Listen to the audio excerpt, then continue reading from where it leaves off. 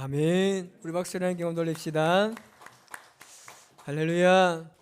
자, 우리 옆에 인사합시다. 만나서 반갑습니다. 자, 예수님의 부활을 축하합니다. 아주 유명한 이야기가 하나 있습니다. 1939년에 시작된 제2차 세계대전이 6년 만에 마무리되면서 있었던 실화의 이야기입니다. 제2차 세계대전이 끝났을 때 필리핀의 어느 섬 정글에서 히로 오나다라는 일본의 중위가 거기에서 숨어 지내고 있었습니다. 그런 그가 1974년도에 그 마을 주민에 의해서 발견이 된 적이 있습니다. 그런데 그 이유가 너무나 황당했습니다. 모든 사람들을 당황시켰습니다. 그가 그 정글에서 무려 30년간 숨어 지낸 이유가 전쟁이 끝난 줄 몰랐다는 겁니다. 그 전쟁이 끝난지도 모르고 정글에서 홀로 30년을 지낸 겁니다. 정글이다 보니까 통신은 물론이요, 외부와는 완전히 고립되어 있는 상태였기 때문입니다. 여러분, 30년입니다. 얼마나 억울하고 비참한 생각이 들었겠습니까? 그런데 가만히 보면 오늘날 많은 그리스도인들이 우리가 살아가는 삶이 이와 같습니다. 우리가 죄에 대해서 죽은 줄도 모르고 살고 있습니다. 예수님께서 십자가에 죽으셨을 때 우리의 죄가 대속되고 우리도 죽었다는 사실을 모르고 살고 있습니다. 그리고 예수님께서 다시 일어나 부활하셨을 때 우리도 다시 살아남아 죄와 사망에 매여 살 필요가 없는 겁니다. 그런데 이러한 사실을 오늘 많은 그리스도인들이 모르고 살고 있다는 겁니다. 오늘은 부활주일입니다. 우리 옆 사람과 인사합시다. 당신도 부활할 줄 믿습니다. 당신도 부활할 줄 믿습니다. 여러분, 부활절하면 가장 먼저 생각나는 것이 무엇입니까? 예수를 믿지 않는 사람들도 부활절을 너무나 잘 알아요. 그들이 부활절을 어떻게 알 수 있을까요? 계란입니다. 계란을 내밀면 굳이 제가 오늘 부활절입니다, 예수님이 부활하셨습니다, 예수 믿고 함께 살아갑시다 라고 이야기하기 전에 그들이 먼저 오늘 부활절입니까? 라고 이야기합니다. 자, 그러면 여러분에게 질문해 보겠습니다. 여러분들은 부활절하면 가장 먼저 생각나는 것이 무엇입니까? 설마 계란이라고 말하지는 않겠죠. 그리스도인들은 부활절하면 좀 다른 생각을 가지고 있어야 합니다. 오늘 주신 말씀을 통해서 예수님의 부활의 의미를 다시 한번 생각하는 은혜가 있기를 주님의 이름으로 축원합니다. 첫 번째, 부활은 그 누구도 막을 수가 없다는 겁니다. 이제 봄이 우리 곁에 다가왔습니다. 오늘 비가 내리고 날씨가 쌀쌀해집니다. 그러면 이제 이 쌀쌀함이 지나가면 우리에게 완연한 봄이 찾아오게 됩니다. 찾아오는 이 봄의 계절을 어느 누가 막을 수 있겠습니까? 새싹의 생명의 신비를 가지고 돋아나는 것을 어느 누가 막을 수 있겠습니까? 어떤 환경일지라도 활짝 피어나는 꽃들의 신비를 그 어느 누가 거부할 수 있겠습니까? 그 어떤 것으로 막으려고 해도 아무리 부정한다 할지라도 새 생명의 부활은 엄연히 존재하는 것입니다. 예수님의 부활이 그렇습니다. 어떤 방해 요소가 있다 할지라도 말씀으로 새싹이 돋아나고 생명의 열매가 맺어지는 것입니다. 당시에 예수님의 부활을 놓고 여러 가지 가설들이 굉장히 많았습니다. 먼저는 예수님께서 십자가에 죽지 않고 기절했다는 기절설이 있습니다. 예수님께서 십자가에서 너무 힘든 고통을 받으니까 순간 기절했다는 거예요. 여러분, 십자가에 못 박은 로마 군병들이 어떤 사람입니까? 그들은 사형 집행 전문가들입니다.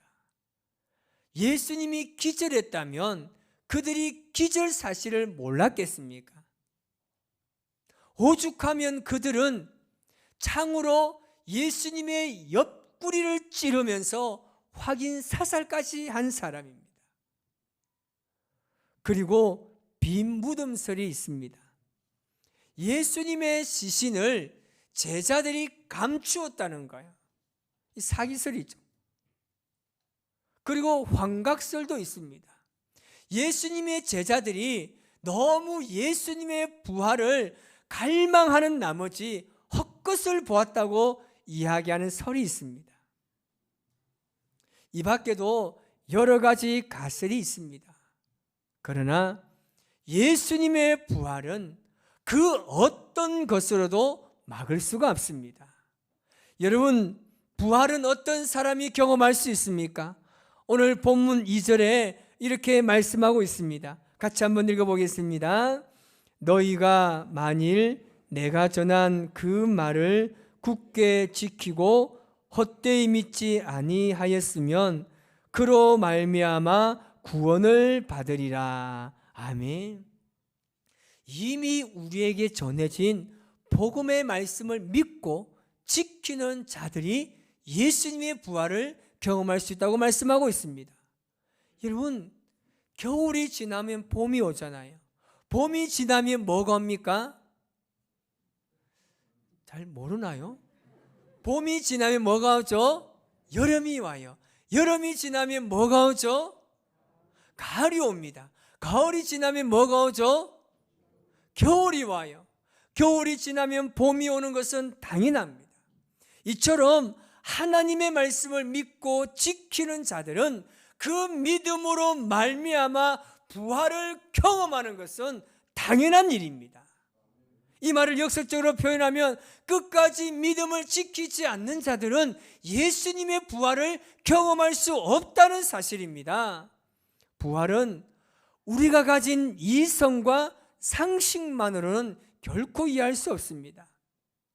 3년 동안 예수님을 따라다녔던 그 제자들은 예수님의 부활을 직접 보고도 믿지 못했습니다. 그래서 어떻게 보면 예수님의 부활은 가장 믿기 힘든 기독교 교리 중에 하나입니다. 그래서 우리는 예수님의 고난과 죽으심 그리고 그 부활은 누구도 막을 수 없는 하나님의 섭리요 진리임을 깨달으시기를 주님의 이름으로 축원합니다. 두 번째는 성경대로 이루어진 사실입니다. 3절 4절 말씀을 우리 같이 한번 읽어보겠습니다.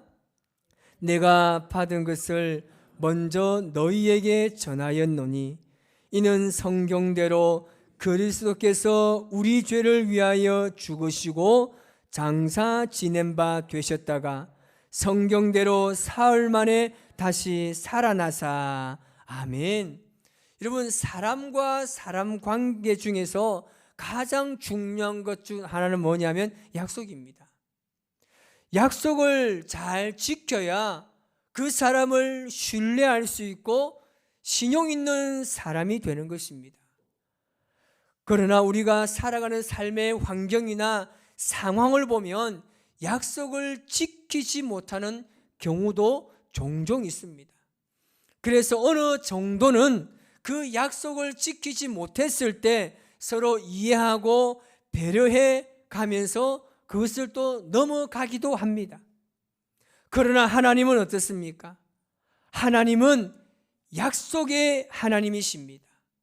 말씀으로 약속하시고 약속하신 것은 하나도 남김없이 이루시는 분이십니다. 우리가 하나님의 말씀을 믿어야 하는 이유가 무엇입니까? 그분의 모든 말씀은 성취되는 말씀이요, 풀과 꽃처럼 마르고 시들지 않는 영원한 말씀이기 때문입니다. 예수님의 부활이 바로 하나님의 약속의 말씀대로 이루어진 사실임을 믿으시기를 바랍니다. 해마다 부활절을 맞이하지만 우리는 부활절 때마다 우리 자신에게 물어봐야 합니다. 부활의 의미는 오늘을 살아가는 우리에게 어떻게 적용되어져야 할까요? 간혹 그렇게 질문하는 사람들이 있습니다. 나중에 우리가 죽어서 부활하게 되면 어떤 모습으로 부활합니까? 라는 질문하게 합니다. 그래서 어떤 사람, 혹시 우리가 죽었다 부활하면 노인처럼 우리가 쭈글쭈글한 모습으로 혹시 부활합니까? 라고 질문합니다. 내가 옛날에 살아생전에 장기 기증을 했어요. 눈도 없고 간도 없고 쓸개도 없고 허파도 없고 신장도 없는데 그냥 몰골이 쑥 빠진 사람처럼 내가 그렇게 부활합니까?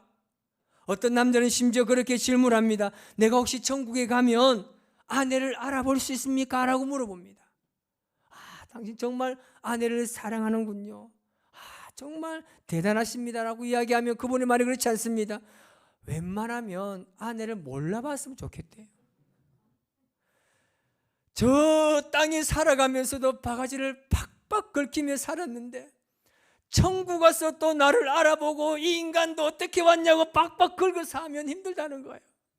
그저 속으로 이 인간 안에도 똑같은 마음이다. 예수님만 잘 믿으면 돼요. 쓸데없는 생각하지 마세요. 필요 이상의 생각하지 마세요.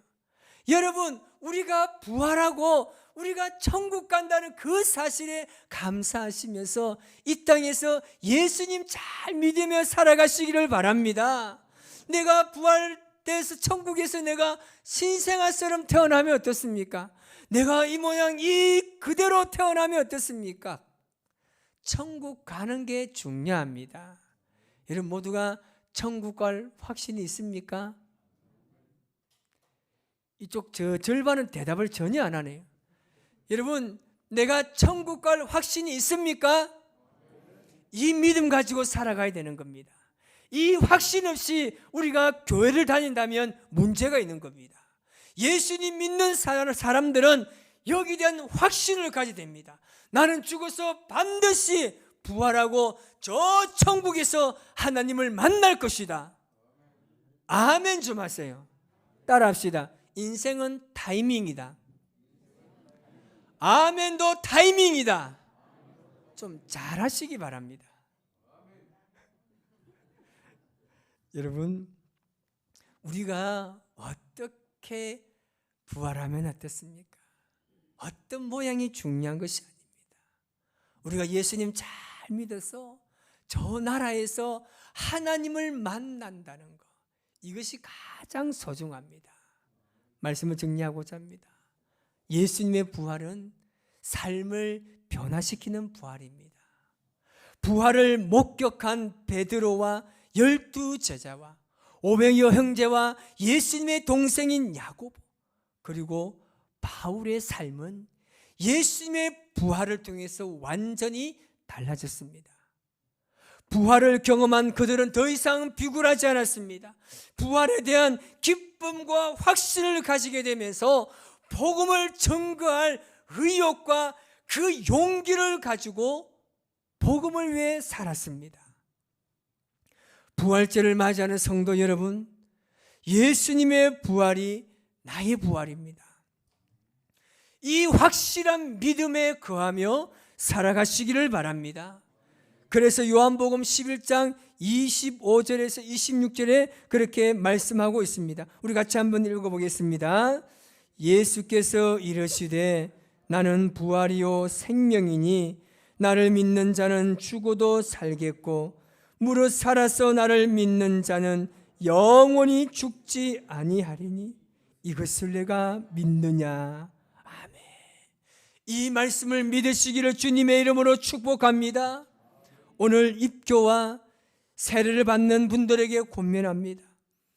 예수님께서 십자가에서 고난받으시고 죽으신 것은 나의 죄를 대속하기 위함이요, 예수님의 부활은 나를 다시 살리기 위한 하나님의 은혜이며 일평생 가슴속에 간직하며 살아가시기를 바랍니다.